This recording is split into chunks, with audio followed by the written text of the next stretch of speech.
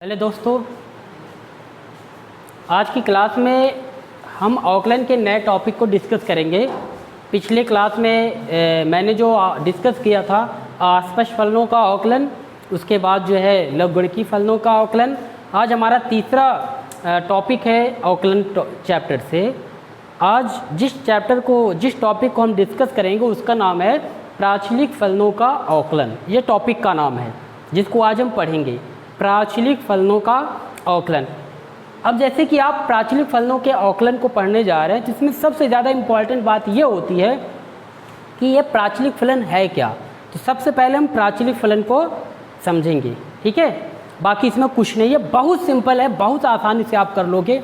आप समझिए कि इसमें एक छोटा सा कॉन्सेप्ट आप समझ लोगे, बाकी आप अपने आप सारी चीज़ें कर लोगे, ठीक है। सबसे पहले हम प्राचलिक फलन को समझते हैं। तो देखिए प्राचलिक फलन है क्या, ये हम सबसे पहले प्राचलिक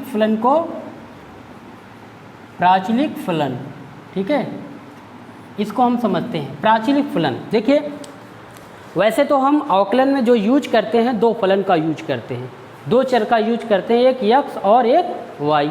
जिसमें जो यक्स होता है वाई का फलन होता है, जिसको हम क्या लिखते हैं, y equal to f x. इसको हम क्या पढ़ते हैं कि यक्स जो है वाई का फलन है। इसमें यक्स आपका क्या होता है, डिपेंडेंट होता है, इंडिपेंडेंट होता है, जिसको हम स्वतंत्र चर कहते हैं, ठीक है। और जो आपका वाई होता है ये क्या होता है, परतंत्र चर, ठीक है। लेकिन अब हम प्राचलिक फलन क्या हुआ, जब इन्हीं दोनों फलनों में एक तीसरा फलन इन्वॉल्व हो जाए, मतलब एक तीसरा फलन हो जाए।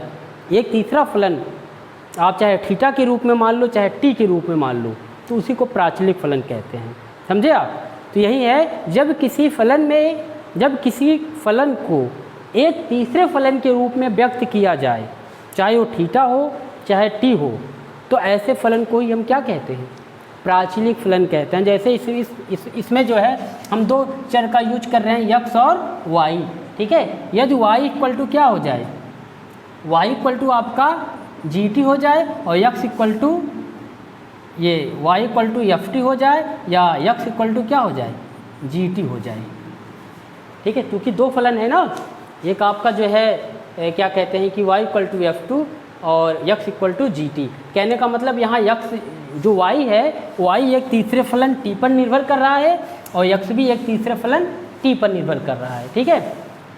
तो ऐसे फलन को हम क्या कहते हैं, प्राचलिक फलन कहते हैं। तो यही है, यदि कोई दो फलन किसी तीसरे फलन के रूप में, यदि किसी दो फलन को किसी तीसरे फलन के रूप में व्यक्त किया जाए, तो फलन को क्या कहा जाता है, प्राचलिक फलन कहा जाता है। जैसे आपके y equal to f x कोई फलन है, उसमें हम दो चर का यूज कर रहे हैं, एक चर यक्स है, दूसरा चर y है।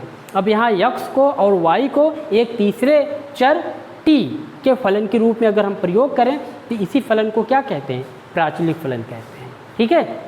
तो यहाँ पे आपको दो चीज़ें मिलेंगी, y equal to f t और x equal to g t, ठीक है। अब इन्हीं की अब इसका हमको अवकलन ज्ञात करना है, तो हम उसकी बात आगे करते हैं, ठीक है। अब हम प्राचलिक फलनों के अवकलन कैसे करेंगे ये चीज़ डिस्कस करते हैं। ये तो मैंने आपको बता दिया, ठीक। यहाँ पे जो आपका फलन होगा वो दो फलन होगा। एक फलन होगा जैसे यक्स और वाई दो चर है, तो ये तीसरे फलन के रूप में होगा। जैसे आपका यक्स इक्वल टू हो गया मान लीजिए जी टी, और वाई इक्वल टू क्या हो गया, एफ टी, ठीक है। यक्स और वाई है जो तीसरे फलन टी पर क्या कर रहा है, डिपेंड कर रहा है। टी भी हो सकता है, थीटा भी हो सकता है, अल्फा भी हो सकता है, फाई भी, कुछ भी हो सकता है। अब हम इसका अवकलन कैसे ज्ञात करेंगे, इसके अवकलन के लिए हम सबसे पहले, चूँकि यक्स जो है किस फलन के रूप में है, टी के रूप में, तो यहाँ पे हम पहले इसकी बात करते हैं। तो यक्स इक्वल टू किसकी बात करते हैं, जी टी की। तो यहाँ पे आप देख रहे हो यक्स क्या हो गया, यक्स आपका परतंत्र चर हो गया, यक्स आपका क्या हो गया, परतंत्र चर होगा, क्योंकि यक्स किस पर निर्भर कर रहा है, टी पर निर्भर कर रहा है। टी आपका क्या हो गया, स्वतंत्र चर हो गया, क्योंकि टी का मान जैसे रखोगे उसी के अकॉर्डिंग यक्स का मान होगा। तो यहाँ हम क्या करेंगे, तो x equal to g t है, तो यहाँ हम डी एक्स बटा किसके सापेक्ष अवकलन करेंगे। हमने अवकलन में बताया है, अवकलन के बेसिक कॉन्सेप्ट में ही बताया है कि जो अवकलन होता है परतंत्र फलन का अवकलन होता है किसके सापेक्ष, स्वतंत्र फलन के सापेक्ष। तो यहाँ पर स्वतंत्र फलन कौन है? चर है। तो स्वतंत्र फलन के सापेक्ष अवकलन होगा किसका? परतंत्र चर का। अर्थात x का अवकलन t के सापेक्ष होगा तो dx बटा dt, ये हो जाएगा d बाई डी टी, क्या हो जाएगा? gt, जिसको हम g डैश t कह देंगे। कोई दिक्कत? अब हम दूसरे की बात करते हैं। दूसरा आपका क्या है? ये है। अब दूसरा आपका क्या है? दूसरा आपका है y equal to f t. दूसरा क्या है? y equal to f t. अब यहाँ पे आपका क्या है? ये आपका परतंत्र चर है। ये आपका क्या है? परतंत्र चर है। और ये आपका क्या है? स्वतंत्र है, स्वतंत्र चर है। अब यहाँ पे हम क्या करेंगे? y का अवकलन करेंगे किसके सापेक्ष? t के सापेक्ष। तो dy equal to d t equal to यहाँ पे क्या हो जाएगा? d बाई डी टी, ये एफ टी हो जाएगा, जिसको आप f डैश टी कह सकते हो। ठीक है, आपने क्या किया? dx बटा डी टी भी निकाल लिया और dy बाई डी टी। लेकिन हमारा उद्देश्य क्या है? हमको निकालना क्या है? क्योंकि हमारा जो बेसिक कॉन्सेप्ट है उसमें जो है y x का फलन है। ठीक है, क्योंकि इसमें हमारा जो y है, y इक्वल टू क्या है? एफ एक्स है। हमको यहाँ पे जो हमारा ये स्वतंत्र चर है और ये आपका क्या है? परतंत्र चर है। यहाँ पे हमको y का अवकलन किसके सापेक्ष निकालना है? x के सापेक्ष निकालना है, अर्थात dy बाई डी एक्स निकालना है। तो आपका dy बाई डी एक्स बराबर क्या हो जाएगा? dy बाई डी, ये आपको लिख सकते हो dy बाई डी टी, ये आपका dx बटा dt, यही आपका होगा। ठीक है, तो आपको अगर dy बाई डी एक्स का मान निकालना है तो आपको dx बटा dt या dy बाई dt, यही आपका बेसिक कॉन्सेप्ट है प्राचलिक फलनों के अवकलन। अगर प्राचलिक फलनों का अवकलन आपको पढ़ना है तो उसमें एक तीसरा फलन होगा। तो आप क्या करेंगे? x का जो है अवकलन उस तीसरे फलन के सापेक्ष कर लीजिए, फिर y का अवकलन उस तीसरे फलन के सापेक्ष कर लीजिए, फिर आप dy बाई डी एक्स का मान इसी फार्मूले से ज्ञात कर लीजिए। यही आपका है। ठीक है, कोई दिक्कत? अब हम आपको एक क्वेश्चन के द्वारा इस चीज़ को समझाते हैं। आप एक क्वेश्चन के द्वारा इसको बेहतर तरीके से समझ सकते हो। ठीक है, चलिए देखिए।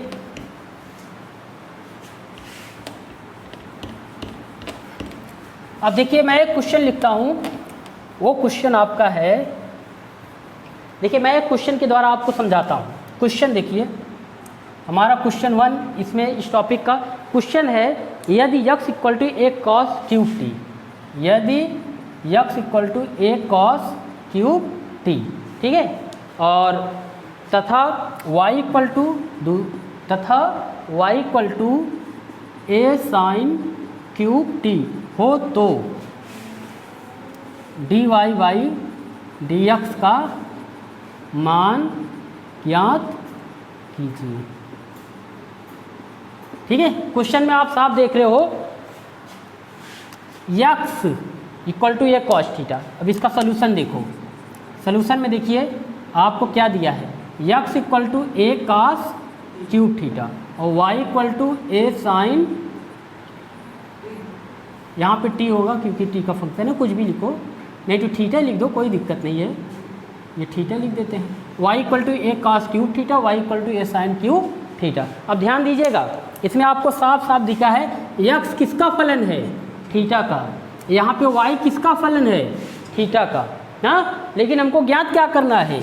dy बाई dx ज्ञात करना है ना। इसका मतलब x जो है, x और y एक तीसरे फलन पर निर्भर कर रहा है, इसलिए ये क्या है? प्राचलिक फलन है। आप ऐसे पहचान लोगे।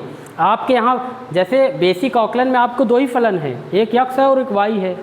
y जो है x जो है y का फलन है, लेकिन इस क्वेश्चन में आप देख रहे हो कि x और y एक तीसरे फलन थीटा पर निर्भर कर रहा है। इसका मतलब ये किस टाइप का सवाल है?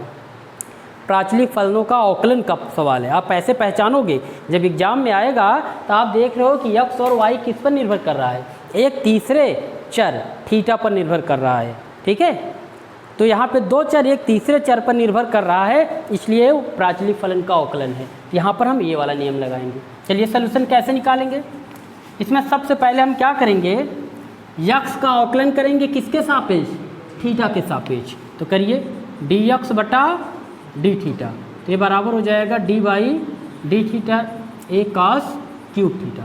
ए अचर है, ये बाहर आ जाएगा, d by d theta cos cube theta. तो पहले हम पावर की घात 3 की अवकलन करेंगे, तो घात 3 कहाँ जाएगा? आगे आ जाएगा 3 और ये कॉस क्यूब थीटा, 3 में से 1 घट जाएगा। फिर इसके बाद कॉस का करेंगे तो डी बाई डी थीटा, ये कॉस थीटा हो जाएगा। तो ये आपका हो जाएगा 3a, यहाँ हो जाएगा 3 में से 1 जाएगा 2, 3 cos स्क्वायर थीटा, और कॉस का क्या होता है माइनस साइन थीटा। तो आपका dx बटा डी थीटा की जो वैल्यू होगी माइनस आगे आ जाएगा -3a cos square theta into sine theta. कोई दिक्कत? ये आपने क्या किया dx बटा डी थीटा निकाल लिया, अर्थात x का थीटा के सापेक्ष अवकलन निकाल लिया। अब हम दूसरी बात करते हैं। दूसरा आपके पास क्या है? दूसरा आपके पास है y, ठीक है। अब y है थीटा पर डिपेंड कर रहा है, तब यहाँ y का भी अवकलन किसके सापेक्ष कर देंगे? थीटा के सापेक्ष। तो ये हो जाएगा dy बाई डी थीटा, ठीक है। अब आप करिए, ये आपका D by d theta a sine cube theta, ये आपका डी बाई डी थीटा, ये आपका ए बाहर आ जाएगा, ठीक है, d by d theta a sine का क्यूब थीटा। घात कहाँ जाएगी? पहले हम घात का करेंगे तो घात आगे आ जाएगी, फिर घात में से 1 कम हो जाएगी, साइन स्क्वायर थीटा हो जाएगा, फिर d by d theta sine theta का अवकलन। साइन का क्या हो जाता है cos, d y by d theta equal to हो जाएगा ये 3a, ये आपका साइन स्क्वायर थीटा, और साइन का क्या हो जाएगा कॉस थीटा, ये आपका d y by d theta हो जाएगा। अब आप फार्मूला लगा दीजिए। आपका फार्मूला क्या है? D y by d x equal to है d y by d theta अब बटा डी एक्स बटा डी थीटा लगा दीजिए। तो d y by d x आपका है d y by d theta और डी एक्स बटा डी थीटा।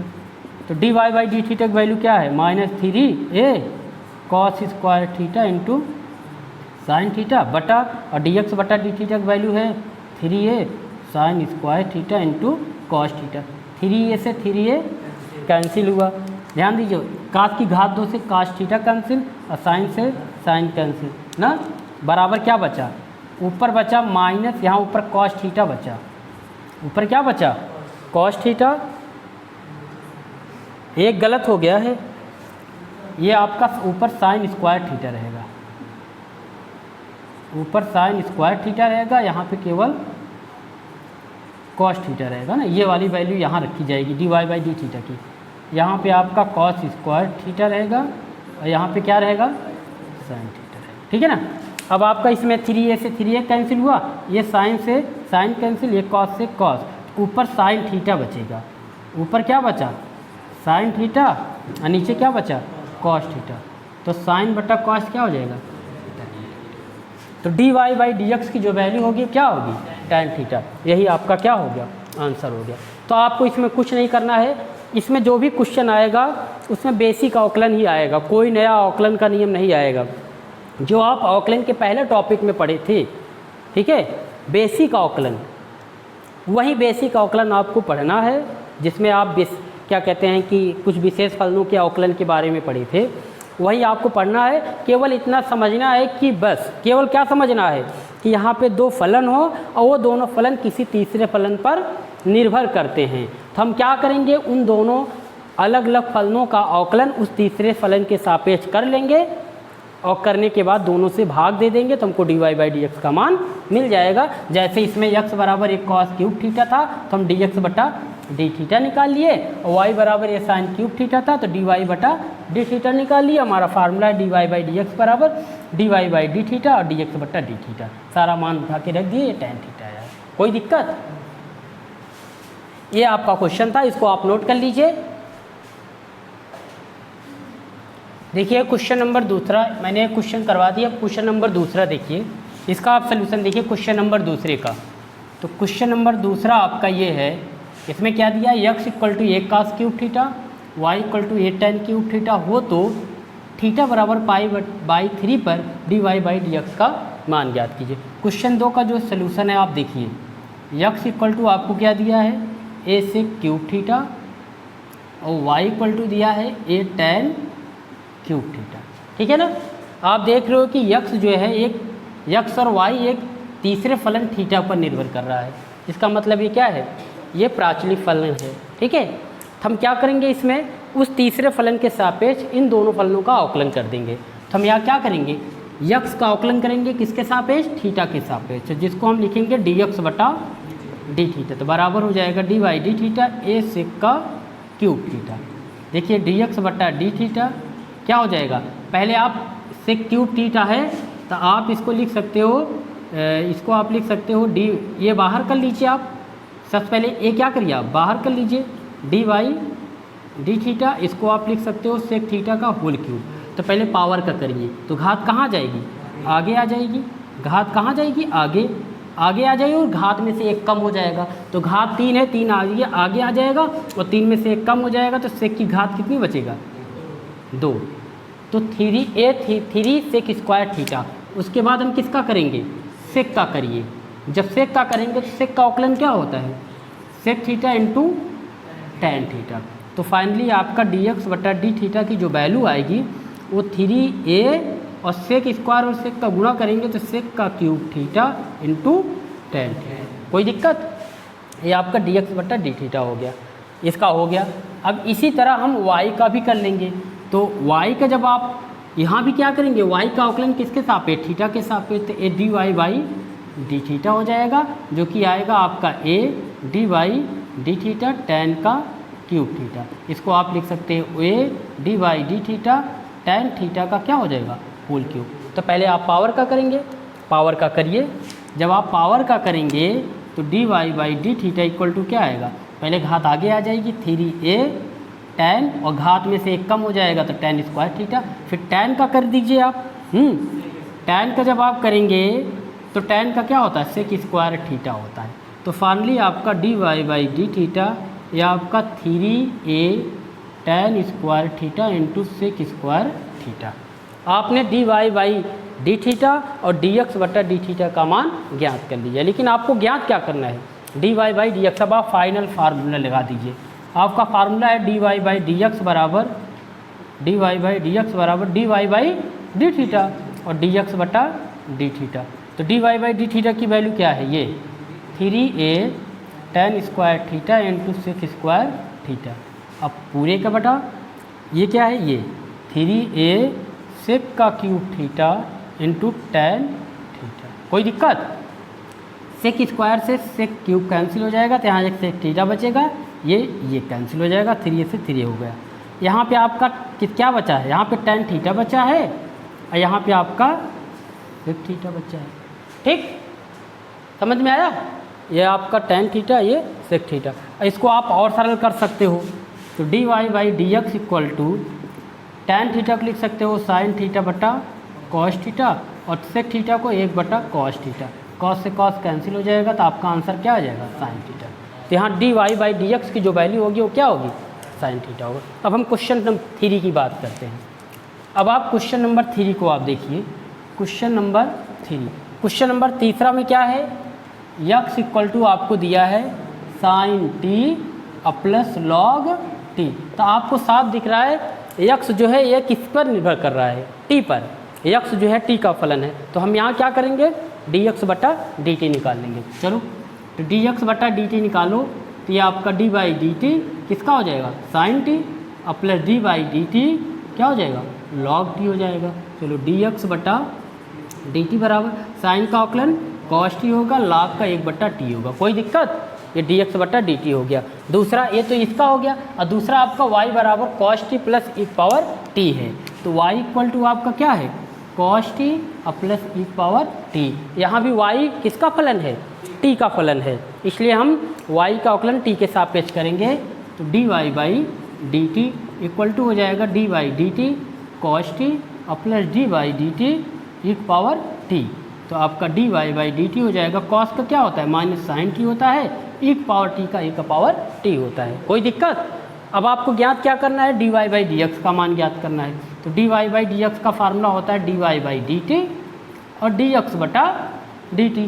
तो d y by d t की वैल्यू क्या है, minus sine t plus e power t, और डी एक्स बटा डी टी की वैल्यू है cos t plus 1 upon t. बस आपका यही आंसर हो गया, अब और कुछ नहीं करना है, इसी पे आप छोड़ दीजिए, यही आपका आंसर है। तो ये बहुत बिल्कुल ही आसान है, इसमें आपको केवल पहचानने का, एक बार हम आपको फिर से करवा देते हैं रिवीजन, कैसे पहचानोगे। जब आप देखिए कि x और y किसी तीसरे फलन टी पर या थीटा पर या अल्फा पर निर्भर कर रहा है, समझ लीजिए कि ये प्राचलिक फलन है। और प्राचलिक फलन का अवकलन जो है हम क्या करेंगे, उस तीसरे पहले x और y को उस तीसरे फलन के सापेक्ष अवकलन कर लेंगे। उसका मान ज्ञात करने के बाद इस जो फार्मूला है dy/dx बराबर dy/d dx/d, इसे में रख करके हम ज्ञात कर लेंगे। ठीक है, तो ये रहा आज की क्लास में प्राचलिक फलनों का अवकलन। ठीक है, अब आगे की जो क्लास में है हम अवकलन के एक नए टॉपिक को डिस्कस करेंगे। ठीक है, आज के लिए बस इतना, थैंक्स।